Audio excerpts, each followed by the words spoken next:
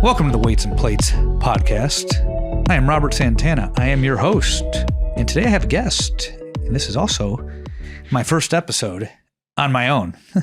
As you heard in our final episode of 2024, Trent has moved on to much greener pastures, I'm sure. So I thought I'd kick the year off by bringing on a guest. Today, we have a fellow starting strength coach from the Detroit area. Would you like to introduce yourself? Sure. My name is Gretchen Geist. I live in a suburb of Detroit, Bloomfield Hills, and I've been a starting strength coach since July of 2023. Started the program in 2020. Kind of knew about it beforehand, but didn't take the plunge until the lockdowns kind of changed the course in my life, which I'm sure it did to a lot of people. And yeah, been to a couple different starting strength gyms and came back to Michigan, and here I am, excited to train people, and it's been fun connecting with everybody in the community, and yeah, love it. Well, welcome to the show. Thanks. Welcome to Phoenix. I love Phoenix. Yeah, we just met a couple weeks ago. Yeah. What was that? I love the sun. I love being able to buy raw milk. I'm one of those people. But just drinking it straight from the half gallon. It's great. You can't buy raw milk in Michigan? No, but like, it's illegal. But like people do like the herd shares. So it's like a loophole in the law of some sort? Kind of, because technically you own like part of the cow. Okay. And then if you own the cow, you can drink it however you want to. So that's how people kind of get around that. Interesting. Yeah. But I haven't found one that I can do yet. So I'm still researching. So did you drink your raw milk before you came here today? It was the first thing I had when I woke up this morning. Look at that. Breaking my fast with some raw milk. We don't bring hypocrites on this show. Do you drink a gallon of it a day? I need to. I really do. You sure do. You're a little underweight right now. Like withering away. So talk to us. How did you get into barbell training, and how long you've been doing this? Kind of give us a background. Let us know who you are. I mean, I know I have a good idea. We've been talking for a few days now. Yes. But the audience would really like to know. We don't get many guests here. I think you are the third female I've had on here in the 5 years the show's been on. And one of the comments I get from social media land is that we tap on women's issues and then go. Sure. Yeah. Are you gonna vouch for that? Yeah, she's a fan too, ladies and gentlemen. I've been listening to the podcast for, I think, since you started it. I'd have to go back and look, but I feel like I've known you for a long time. But yeah, 2020. That's when we started it. Yeah.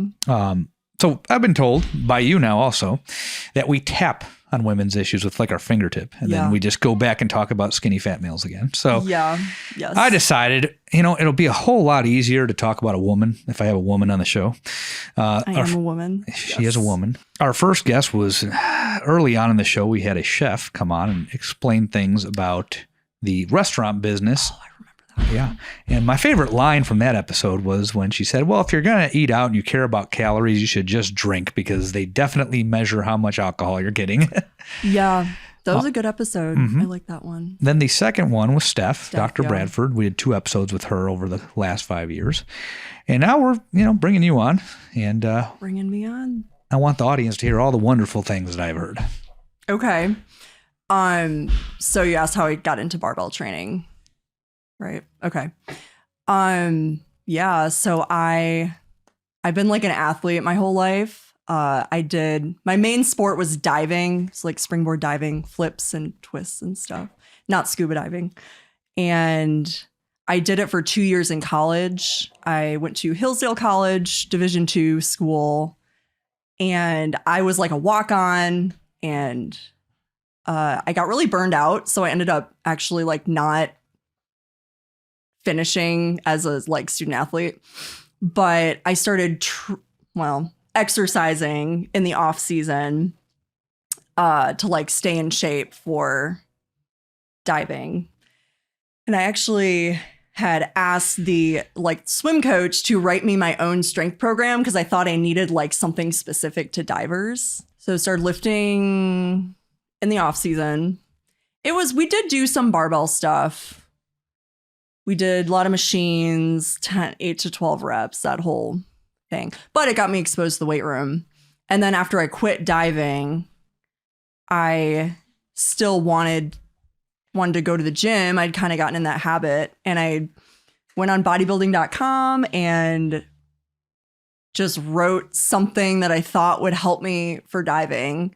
And I started going to the gym on a regular basis. And then I just became like that gym girl, and I had sorority sisters that kind of liked working out and kind of taught me. So just kind of like kept inching closer and closer to being a full-blown gym rat. Graduated college, still was like in the habit. And then I'll skip over some stuff. I got into the fitness industry in 2016. I actually found out about starting strength in 2016 from a coworker. I read the book was Black back then. The Practical Programming. I think it was the first edition. I think where are we on? The gray one's third? Yeah. I think Black was second. I don't know what the first edition looked like. Yeah. Yeah. Anyway, so I read it, had coworker at the time had done it. I was so new. I had like my CrossFit phase for a while. It was kind of like the body part split, then CrossFit. And then skip ahead to 2020. Government decided we were optional, got shut down. I was working for a big box gym. And I'd wanted to go to a seminar for a long time, and had the blue book, read it, really liked it. And then I decided to go down the road to become a coach. And that's a whole long story, but basically had to like leave Michigan in order to be under coaches more experienced than I. So visited a bunch of different gyms, met a lot of people, trained a lot of different clients, and was in Memphis for 3 years. And now I'm back in Michigan. And that's the shorter version of the story. Yeah. But yeah, basically started barbell training. Well, I would argue I didn't train until 2020, but started exercising with barbells in college. Very cool. Yeah. Did you ever think that you'd be doing this for a living in the way that you're doing it?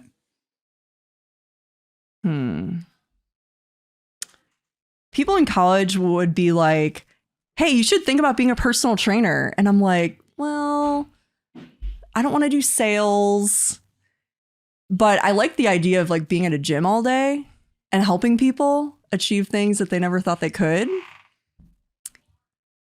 And I don't know, ever since I went to that first seminar, like everything felt like this is what I've been looking for the entire time. Like this model based on first principles that like you can't argue with well, there are some things you could argue with starting strength, but there's 90% of it that you can't argue with. And the level of coaching was very appealing to me. I mean, it's the top tier. It's the cream of the crop. I've done all the fitness things, and this is the thing that gets you the best results, most sustainable. And I liked the academic, in a sense, challenge of learning the methodology. And there's a lot of parts that were very challenging for me to learn, but I got it. So, but I liked that because my college was very difficult. I know like Rip and Steph have mentioned Hillsdale before. Yeah. It was tough. You'd work your butt off and get like a C, and you're like, I'm doing okay if I'm getting a C. Yeah. Whereas like in high school, if I got a C, it was like I failed. Right. But anyway, so it felt like Hillsdale, but with the fitness industry, like this very challenging thing. But like if you work hard, like you will earn it. So that was appealing to me. So you like hard work? Yeah, you know, things are more fun when they're challenging.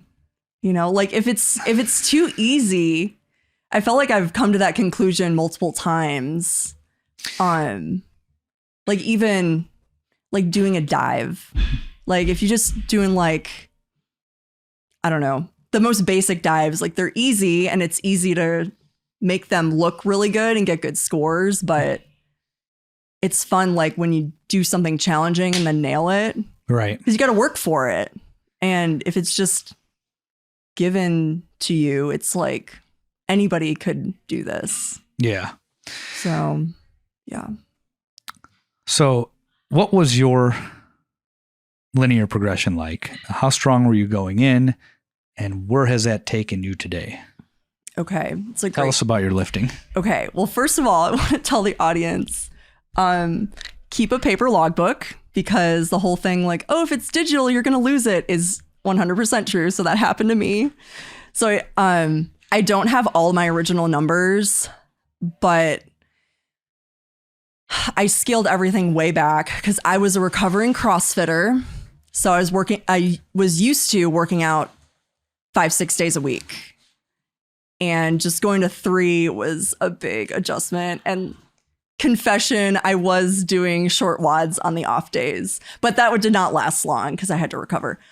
I started my squat at 155 for 5s. I think I started my press at 65, my bench at 75, my deadlift at 185. And when I started power cleans, I think I started like 85 or 95.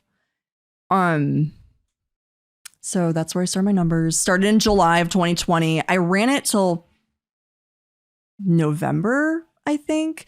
And I didn't also like definitely hire a coach because you think you know what you're doing and you don't. I wish I hired a coach.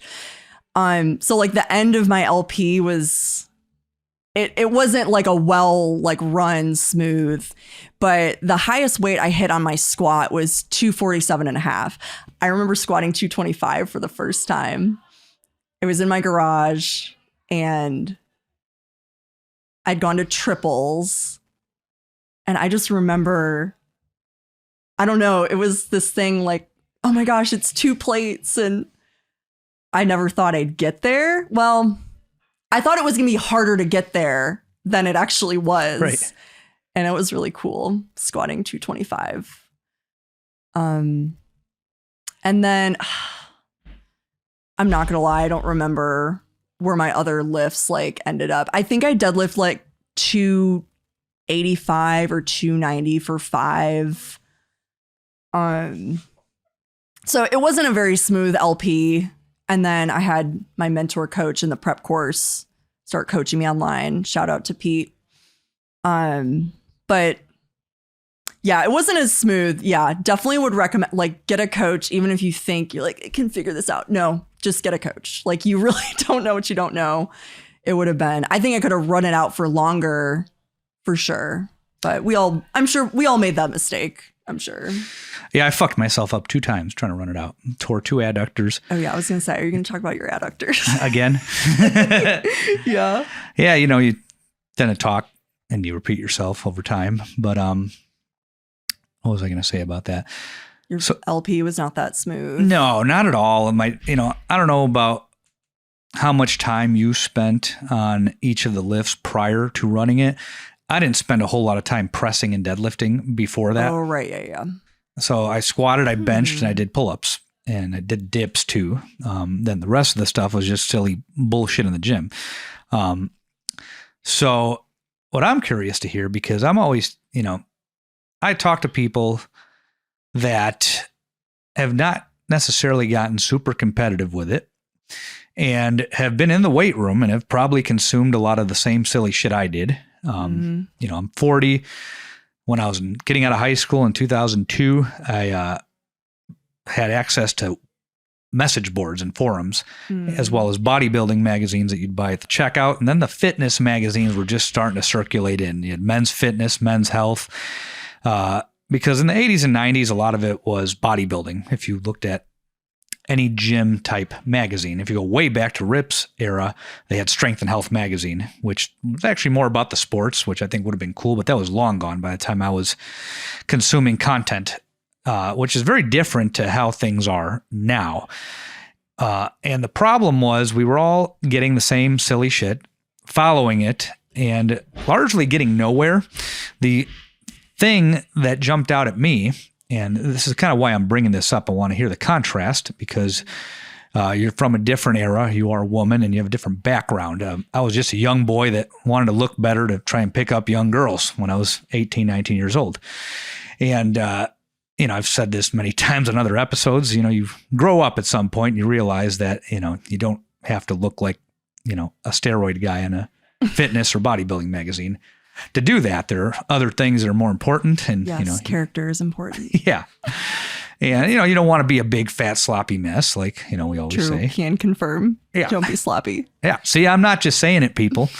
But that's what drew me in. And in doing that, health had started to become something that was talked about, especially in the fitness magazines, more so than the bodybuilding magazines. The bodybuilding magazines, they believe they're on the healthiest diet ever because at the time it was low in fat. Now I think it's more low in carbs when they're cutting.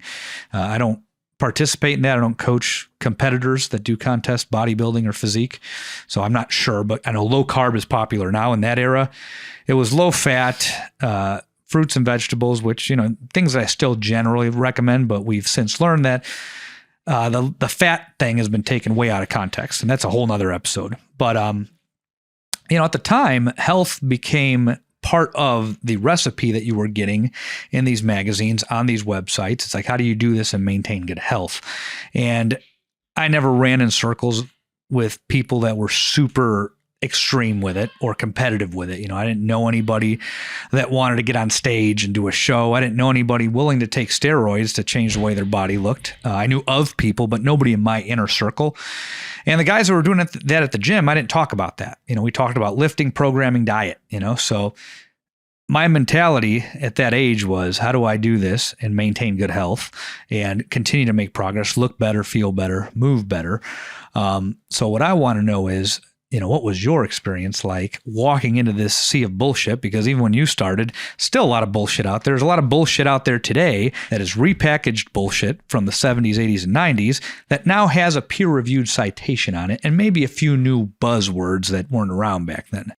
So I had some familiarity with exercise just like from my friends introducing it to me in college and the, prepping for swim dive season. So that was my first exposure. And it seemed like all the exercises were kind of placed. There was no hierarchy of like this exercise is better than that exercise. But I kind of started to figure that out before I went full blown CrossFit. I had some friends in college that were total like CrossFit bros that were like weights. I became like that eventually too. I'm not going to lie. We had our phase, but I was kind of like interested in like, okay, this makes more sense. This whole, hey, let's do exercises that move multiple joints at once. So that seemed to me, and then at that point I had been exposed to starting strength, and the idea of that strength is the basis of every physical interaction and the most important thing made sense to me. I'm like, yeah, that makes sense. But I hadn't fully converted. So I remember this is like an interesting story, but at the time I was about to get into my CrossFit phase. I was still doing like body part splits, and I did like this, like I was doing like an arm day, and I was supersetting. It was like curls, triceps, something, and then like burpees, which ew, don't do burpees. Those are silly. But I could tell, I'm like, when I did the arm exercises, I'm like, these are not nearly as taxing as these burpees or like as squats or deadlifts. So I had this sense of, okay, these exercises aren't as productive as the other ones. So in my mind, I kind of started to put this together, and then I entered my CrossFit phase, and obviously all of those are compound movements. I mean, you're not training, you're exercising. Although I will shout out the box I went to. the owner who would do all the programming, he would do like strength. They call it like strength bias programming. So we do like, yeah, you're laughing. Another fancy word. Yeah. Well, strength bias programming. Yes. Strength. Yeah. So we would do squat 5 sets of 5. And then we'd follow it with a WOD.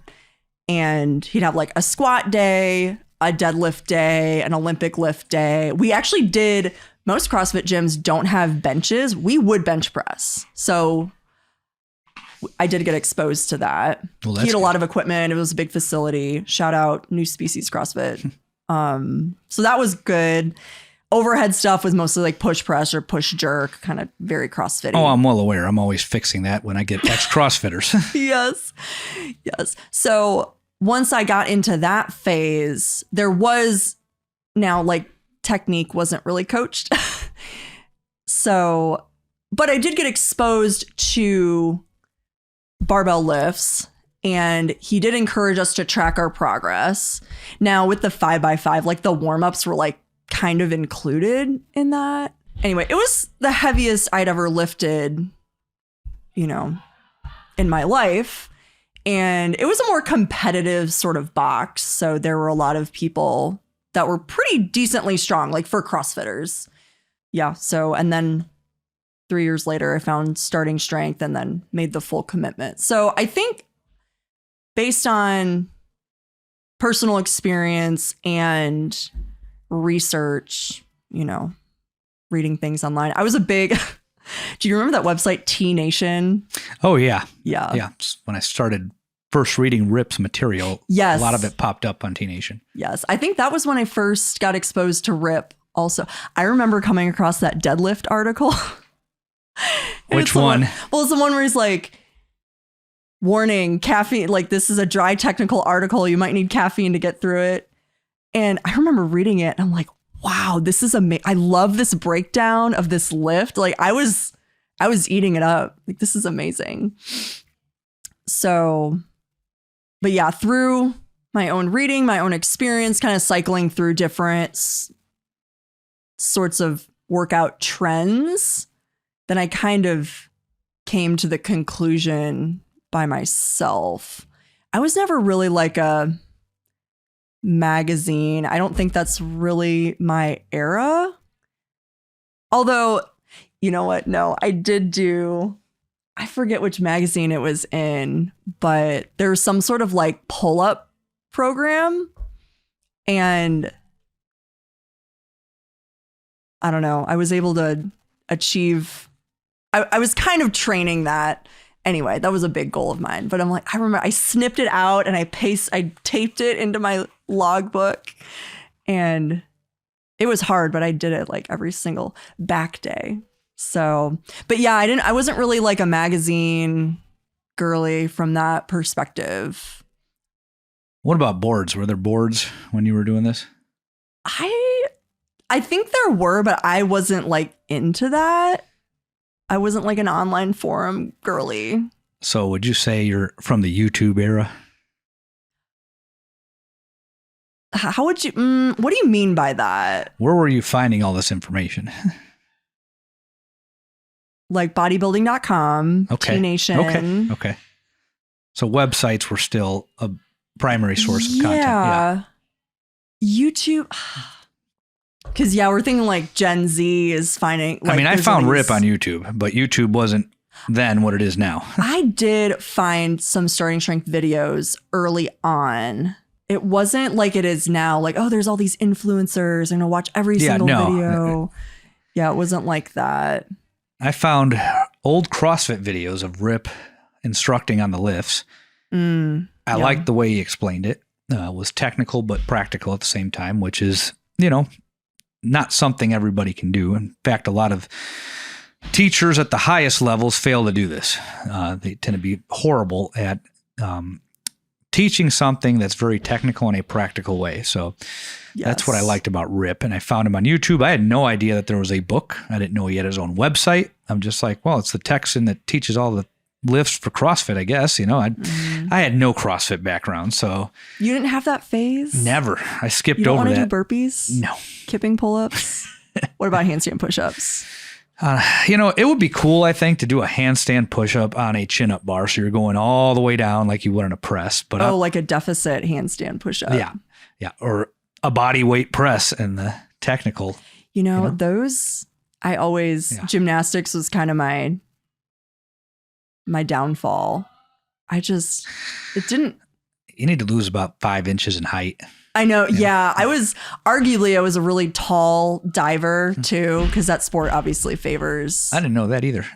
Yeah. I mean, there's a lot of ex-gymnasts that dive. Yeah. I remember when I swam, I don't remember the divers being particularly short, but it makes sense. Mm-hmm. So you come from a more athletic background then. Yeah. You did this for performance to push yourself, and to have something to, I guess, pursue in the weight room. Mm-hmm. Does that sound accurate? Like starting strength? Wait, what are you talking about? Like how you ended up in a gym beyond. Yes. Definitely. Super athletic my whole life. And I actually had a lacrosse coach in high school. She was also a personal trainer, and we would do like these summer workouts. And I just remember like, I like this. This is fun. I want to do more of this. I've always been drawn to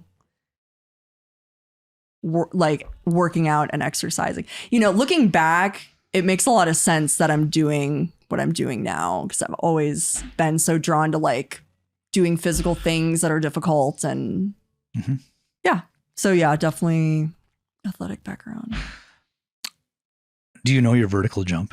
Yes, I can jump a 21-inch vertical jump that was measured in 2021, which is actually the same as Ray Gillenwater. So shout out to Ray. She just sold you out, brother. Sorry, Ray. He would say that too. Yeah, I think he said it publicly, probably. Yes. So I haven't looked this up. I should know this, so shame on me. What is average for a woman? 14, I believe. Okay. And 21 is actually an average man. So my genetics are of an average man. You hear that, people? This is an important thing to note, because we talk about this a lot on this show. It's how genetics plays into this. So that being said, what are your current PRs? Okay.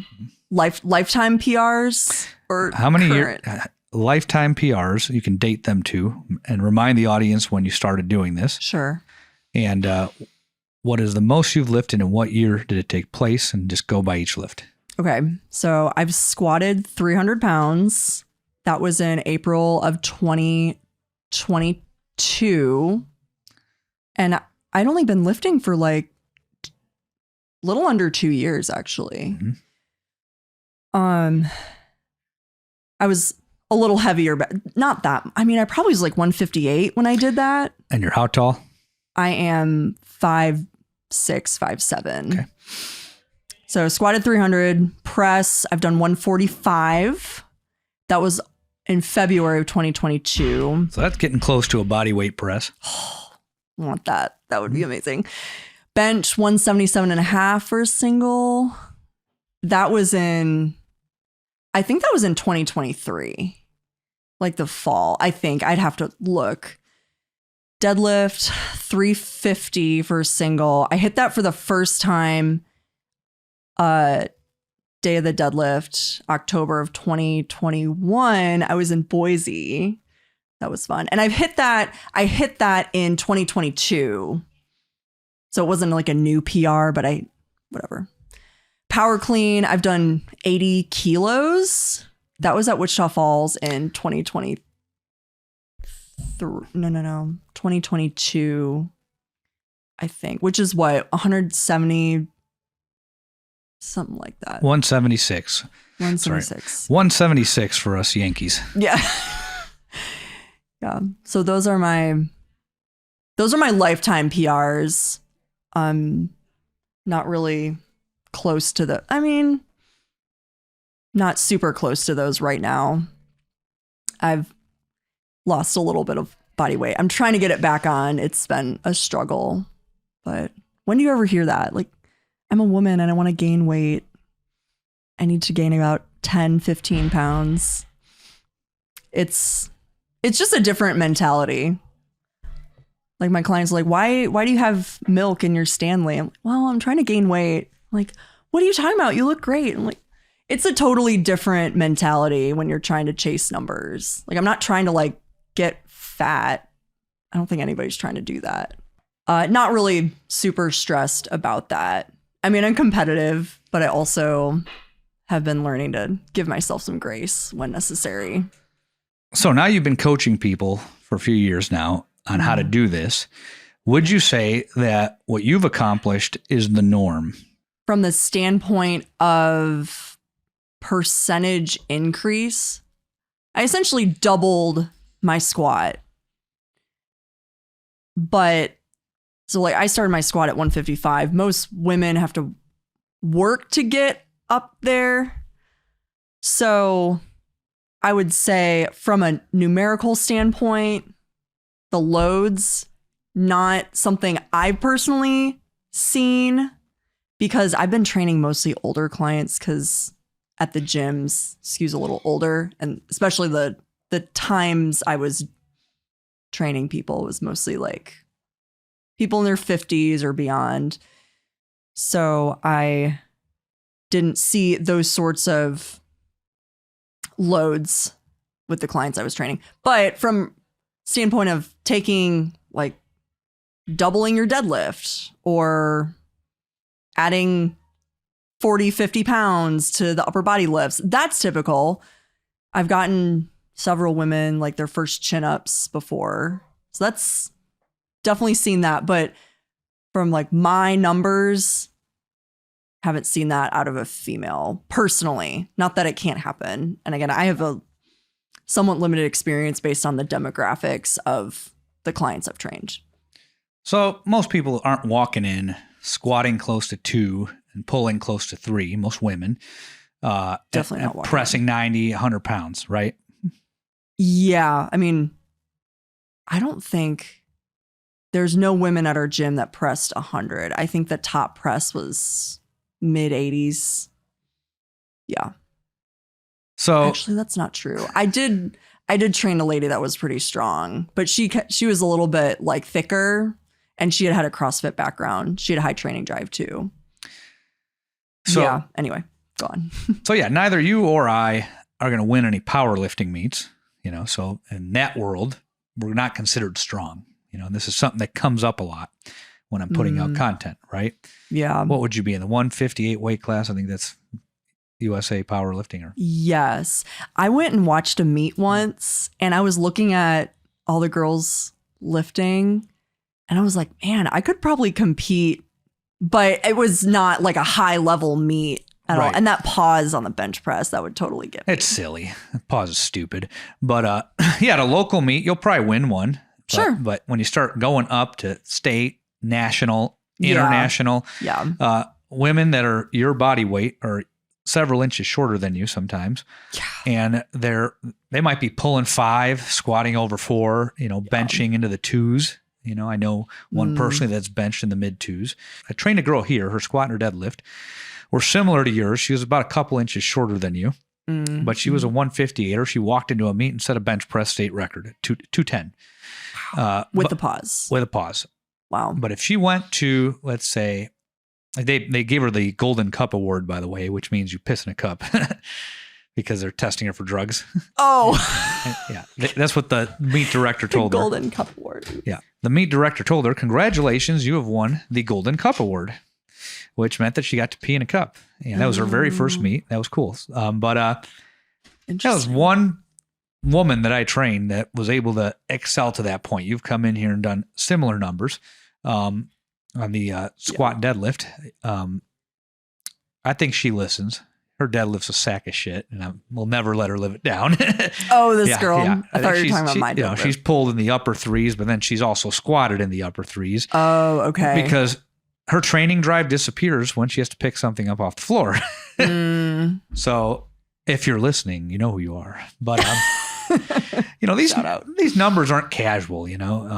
I think women's strength and powerlifting is a rather new thing when you think about how long the sports have been around. So, and I don't know how much it happens on the female side. On the male side, if you pull 5 say, oh, congratulations, that's baseline, you know? And then if you pull 5 for 5, congratulations, that's baseline. And if you pull 6, guess what? That's baseline too.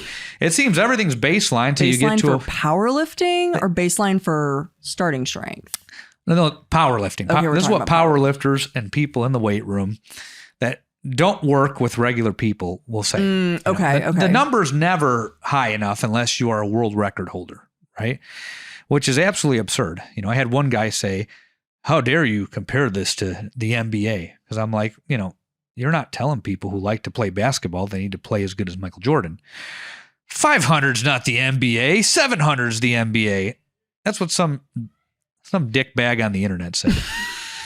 And it just highlights that this guy has not trained a normal rank and file person in the middle of the fucking bell curve.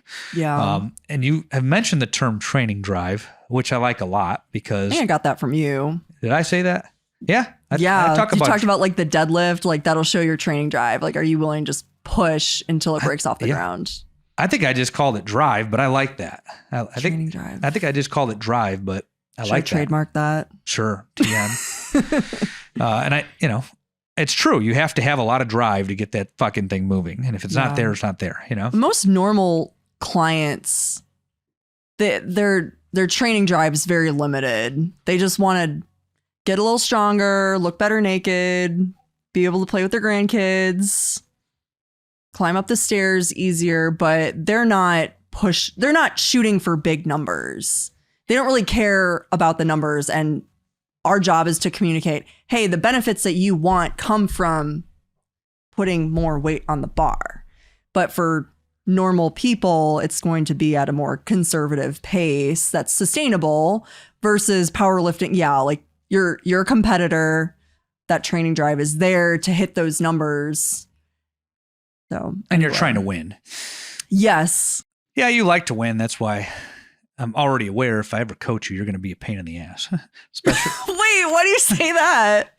Because the thing about competitors is you have problem holding yourself back. And when things don't go well, you get really fucking pissed off. And I know this because that's what I do. I used to throw a few temper tantrums when I'd miss. You've thrown some things, haven't you? Yeah. I mean, yes, I'd be lying if I said I hadn't. But these days You get better. Yeah, I've been able to give myself... I've pushed myself too hard and then really paid for it. Yeah. Like my nervous system's like, cool, you're not going to sleep tonight. And then that feels terrible. So I've learned to give myself more grace and know when to push and when to not. If you were 10 years younger, it wouldn't even be an option. I won't deal with it. What do you mean? Young female athletes are very difficult to train. Because they won't gain weight? Training drives not there? What we're talking about, the getting pissed off thing. Now, young men manifest it differently too. I've seen just working with both demographics, but the outbursts that you and I are talking about, they, like you said you used to be worse. You also used to be younger. That's true. Yeah. And I think life just, I don't know. Certain life experiences kind of temper that sort of reaction. You know what I mean? I trained an athletic young female. She was in her early 20s. Love her to death. She did not do well with things not going as planned, to put it lightly. You understand what I'm talking about. Yeah, women like to control things. Really? Yes, we do. You hear that, fuckers? I didn't say that. It's true. Well, we parted ways. Sounds like a breakup. It kind of was, you know. It kind of is. No, she's not from this state, you know. She's a good friend of mine. Love her to death. I think she listens, you know, and she knows I like her and she knows I understand. But she emailed me years later and apologized and said she was that she was wrong, you know. Which, you know, I wish I can hang something like that up on the wall. But it's like, can you put that in writing? Yeah, can you put that in writing? Send a video. I think she might have put it in writing. She's sweet, but she just said, screenshot. She just said I was young and out of control and, you know, expected too much. You know, she wanted to do everything at once and improve at everything. And when something didn't go well, you know, she kind of melted down, you know. And I deal with this, you know. But after that, you know, that's where my comment comes from. If you were 10 years younger, I'd probably turn the business away at this stage of my career. That's fair. I think people that are drawn to lifting and specifically starting strength, Mm-hmm. I know for me, there's been several times in my life where I've come up against something difficult and like, I'm going to make this happen. Like I'm going to work as hard as I need to get the outcome that I want. And so, yeah, you get mad when you exert all your effort and then it doesn't go your way. So, and again, life has shown me like, hey, sometimes you can exert all the effort you want and then you're not going to get what you want. So, amen to that. Yeah. Yeah. Woo. Yes. So the average client that walks in, so we didn't mention this earlier, but Gretchen has Globo Gym experience, a lot more than me. We've actually worked at the same one, but I was there for 3 months and she was there much longer. 3 years. Yeah. A different state, different location, but same company. So you get a lot of these people that go in there and aren't necessarily going to push the way you and I push. I think that's fair to say. Yes. However, most of these commercial gyms, they will take a genetic outlier, and I don't know what that one does anymore, but they will take a genetic outlier and show the peak result that anybody could possibly want. I guess if it's physique, you're going to see a very lean, muscular person, right?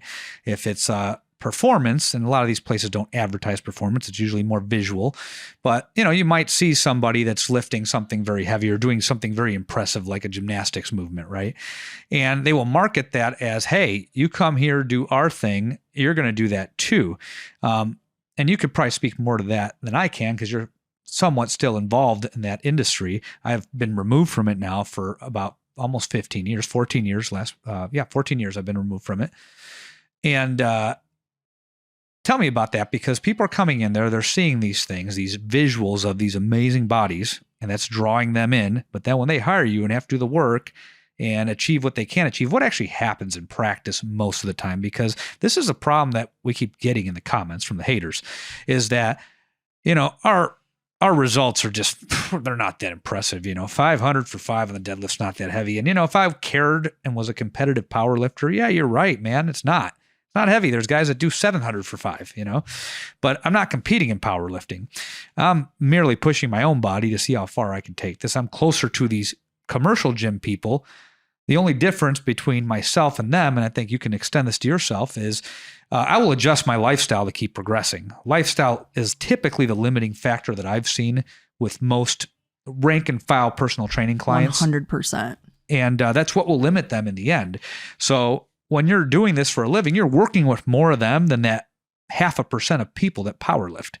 And we always say individual results vary. And you and I can talk about what we've generally seen working with a more gen pop demographic. And it's not 500, 600, 700 pound squats and deadlifts. We're not really seeing that in men, or 300, 400, 500 pound deadlifts in women. So, okay, hold on. So tell me the question one more time. Succinctly, please. So the marketing, at these big box commercial gyms is that here's this visual. Yep. If you show up here and do this program, you're going to look like this person. Yes. So that's still happening, right? Yes, I would say in the marketing material, they're putting up the hotties, people with the long muscle bellies, and they're super lean. And so do most clients that you end up working with, A, do they expect it?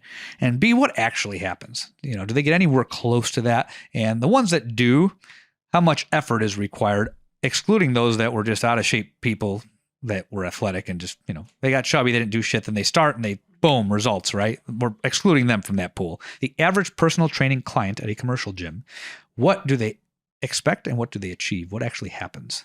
I think most of the people that I've trained don't expect to come in and look like the people on the marketing video. They just need accountability. That's really a big thing. Is people know they need to, we know that training is better than exercise, but most people aren't doing anything. So they need to do something, and they need accountability to show up to their appointments. So most of the people are not expecting to look like a fitness model. Now, I have seen an interesting phenomenon where normal people, you have to think of, there's not only like training stress, but then there's life stress too, that can make it very difficult to recover from like a normal like LP novice sort of program. People have a hard time recovering from that after, the first couple of weeks. Obviously you're starting them at a point where you can have a long runway, teach technique. People have a hard time recovering. I mean, I got to start modifying things sooner than I would like to, but the longer I do this, the more I program like pretty conservatively. Like, let's make this workout. I'm going to push you. I'm going to push your limits. You're going to see higher numbers than you did last time, but you're going to get all your sets. You have to focus, but it's not going to be like a grinder for every single lift, because it's not sustainable. And people, again, normal people don't have high training drives like us. They're not trying to compete. They're not trying to whatever. But no, I think the people that want to look like fitness models, I think I repel them, which is great. I definitely do. Yeah. I've never seen anything positive coming out of prepping for a bodybuilding show. I think that's just not, it's totally, I think you automatically will get body dysmorphia. For the most part, obviously the top 5, they don't have the same challenges as the people you and I probably meet. So like Ronnie Coleman, right? He was Mr. Olympia in the late 90s, early 2000s. I don't know how familiar you are with bodybuilding. I think our audience knows who he is. Yeah, of course. Ain't nothing but a peanut. There you go. Yeah. So yeah, buddy. He was already big, strong, like he was just built for that. And then people encouraged him to do it because there was a economic opportunity for him there. And he was making like $1 million a year when he was Mr. Olympia. Oh, wow. I didn't know that. So Sponsorships. For that guy, I don't think he ever developed body dysmorphia. And then when he stopped, he ended up unfortunately having botched surgeries that messed up his back. Poor guy. It's very That's sad. so sad. But long story short, he didn't have to do that anymore. Same with Dorian Yates. As soon as he got hurt, he tore something, his shoulder, I think. He said that, okay, I was done. I don't need to be that big anymore, But I think it's the people that are way down lower that aren't going to make money off of it and are competing in it that develop some of that. So yeah, I repel them. You repel them.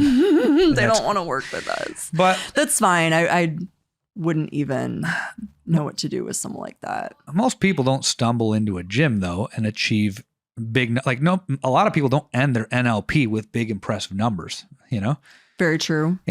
Or end up with visible abs, on the other side of a otherwise healthy training and diet program, Mm-hmm. And, we've talked about it. Lifestyle's limiting factor, people won't, I think it's the total stress in someone's life really takes a toll on people. They pack their lives with too many things. They don't have time to cook. They get to bed too late. Those things really do add up and matter in the context of, like lifting heavy. You got to recover. Recovery is everything. You're like, you can just like not sleep a lot and just eat. No, like that's not a thing. No. Maybe a young person can get away with that for a while, but you'll literally die if you don't sleep for, what is it, like 3 days? Yeah. Something like that. Yeah. I think that tends to be like, the importance of that tends to be like downplayed in our community. Mm-hmm. I don't know if but gotta sleep.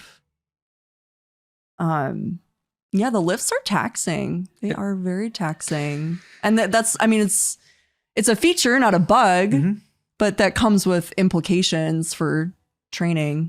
Yeah. So there's lots of problems that everyday people encounter when they're trying to include exercise, training especially, and dietary and other lifestyle changes. It's not compatible with modern life for most people. 100%. And, sometimes you get guys that stumble in and their numbers go way up with little effort, and that's great. It's just not what happens all the time.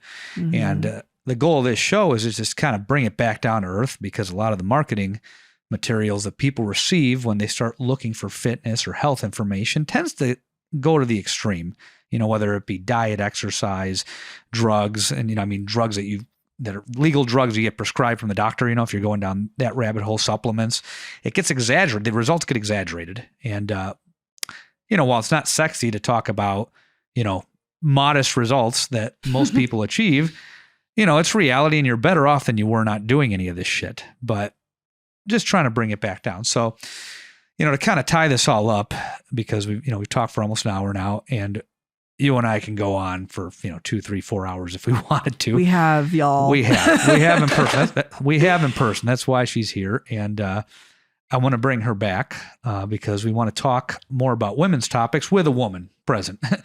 I am a woman. That way, yes. I can't gloss over it and have Trent or some other dude go down a rabbit hole with me or on a side tangent about biceps or something else that, young boys I gotta rein you in. Yeah, exactly. So I'm going to have several guests on this year, and I'll probably do a lot of solo episodes, but I think that I want to at least include women's topics with Gretchen every so often to make sure that we actually dive deep into them and you get the information you want. So when this gets released, make sure you post your questions. I'll explain where to find us at the end, but post your questions that you have for her, and that'll give her ideas and me ideas on what we want to talk about.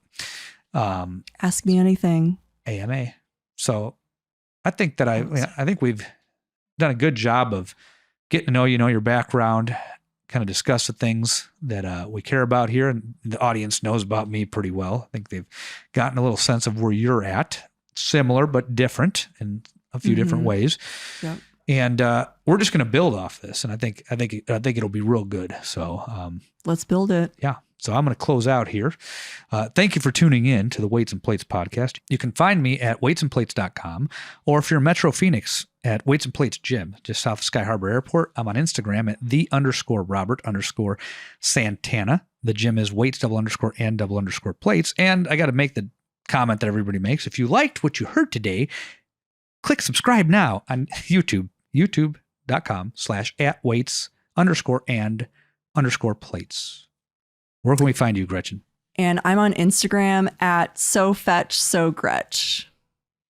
And I'm not on any other platforms right now. So find me there. Cool. Well, this was fun. I thought so. Yeah. Well, thank you for joining us, and I will see you all later.